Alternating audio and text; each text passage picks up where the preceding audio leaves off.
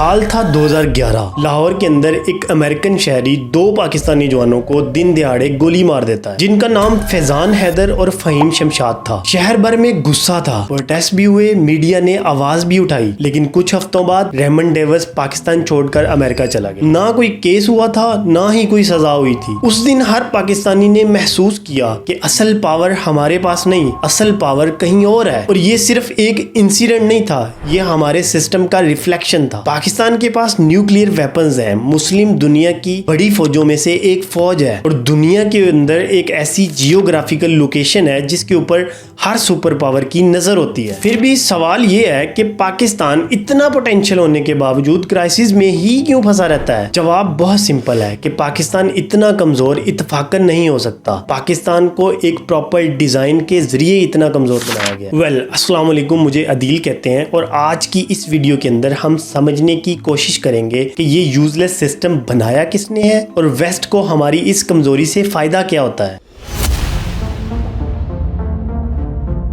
देखो, पाकिस्तान की लोकेशन दुनिया के सबसे ज्यादा स्ट्रेटेजिक एरियाज में आती है। हम चाइना, इंडिया, ईरान और अफगानिस्तान के दरमियान में एक पुल की हैसियत से मौजूद है, जहां से हर सुपर पावर गुजरना चाहता है। यही वजह थी कि अमेरिका ने हमें कोल्ड वॉर के दौरान अपना फ्रंट लाइन स्टेट डिक्लेयर कर दिया था और अमेरिका के पीछे लग के ही हमने सीटो और सेंटो जैसे फजूल ट्रीटीज को भी ज्वाइन किया, जिसके बदले में हमें डॉलर्स तो मिले बट उतनी ही जिल्लत भी हमारे हिस्से में आई। लेकिन जब हमें सच में अमेरिका की जरूरत थी 65 और 71 की वॉर्स में, उस टाइम पे अमेरिका न्यूट्रल होके बैठ गया। मतलब जब तक उनका फायदा था तो हम एक अलाय थे, लेकिन जैसे ही उनका फायदा खत्म हुआ तो हम एक प्रॉब्लम नजर आने लगे। एक अमेरिकन डिप्लोमेट ने लिखा था कि Pakistan is useful as long as it stays manageable. Manageable का मतलब है डिपेंडेंट पाकिस्तान। और जब भी हमने अपनी मर्जी से चलने की कोशिश की, जैसे भुट्टो का इस्लामिक ब्लॉक आइडिया और चाइना का सी पैक, तो फौरन से पहले प्रेशर, सैंक्शंस और पॉलिटिकल इंस्टेबिलिटी आ जाती है। ये सब इत्तेफाक नहीं हो सकता, ये होता है जियोपॉलिटिकल डिजाइन। अब सवाल ये पैदा होता है कि जब जियोग्राफी उनके लिए इतनी ही इंपॉर्टेंट थी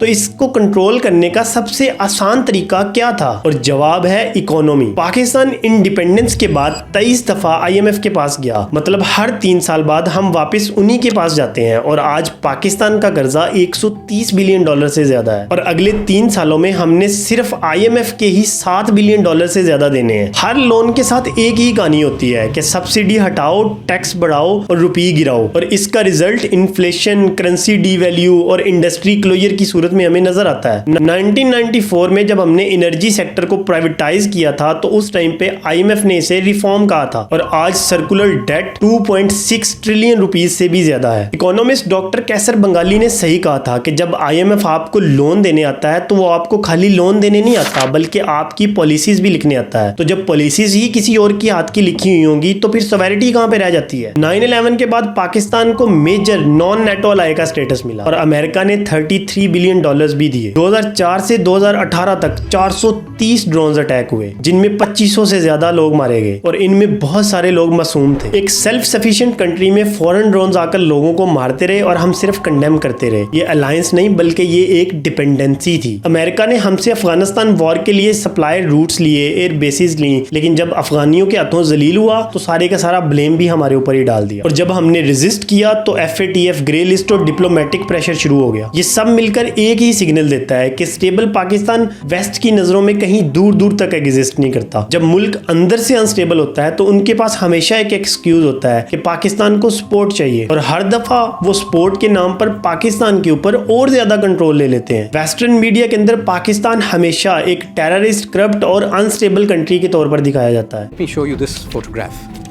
Yesterday, I believe it is. This person here is a sanctioned terrorist. Look who's behind him. Pakistani military. Look at the coffins there. They have the Pakistani national flag. If you're going to be giving terrorists state funerals, what does that make of your system? 2023 में एक सर्वे हुआ जिसमें 200 से ज्यादा articles को analyse किया गया, जिसमें पाकिस्तान के बारे में सिर्फ 4 स्टोरीज ही पॉजिटिव थी और बाकी सब नेगेटिव। ये इमेज एक माइंडसेट बनाता है कि पाकिस्तान एक फेल्ड स्टेट है। जब हमें बिलीव करवा दिया जाता है कि हम कुछ नहीं कर सकते तो फौज या बॉम्ब क्या कर लेंगे जब हमारा दिमाग ही उनके काबू में है। और यही वजह होती है कि हम खुद अपने मुल्क के ऊपर यकीन खोना शुरू कर देते हैं। लेकिन अगर आप अपनी सोच बदलो तो गेम अभी भी बदल सकती है। पाकिस्तान के पास दुनिया की 5th लार्जेस्ट मिलिट्री है और 6th लार्जेस्ट पॉपुलेशन है और 60% से ज्यादा 30 साल से कम उम्र के लोग हैं। मतलब जिस मुल्क की 60% से ज्यादा यूथ है तो उसकी एनर्जी और पोटेंशियल का क्या लेवल होगा। अगर ये यूथ प्रोडक्टिव और एजुकेटेड बन जाए तो हम क्या नहीं कर सकते। भुट्टो ने इसीलिए कहा था कि हम न्यूक्लियर पावर अपने लिए बना रहे हैं, ना कि किसी और के लिए। पाकिस्तान की कमजोरी उनके कंट्रोल में नहीं, हमारी सोच में है। वेस्ट हमारे बॉम्ब से नहीं बल्कि हमारी सोच से डरता है। जब हम ये समझ जाएंगे कि कौन हमारी डिपेंडेंसी से फायदा उठाता है तो तभी हमें आजादी का असली मतलब समझ आएगा। कमेंट सेक्शन के अंदर जरूर बताइएगा कि क्या पाकिस्तान कभी अपनी मर्जी से चल सकता है।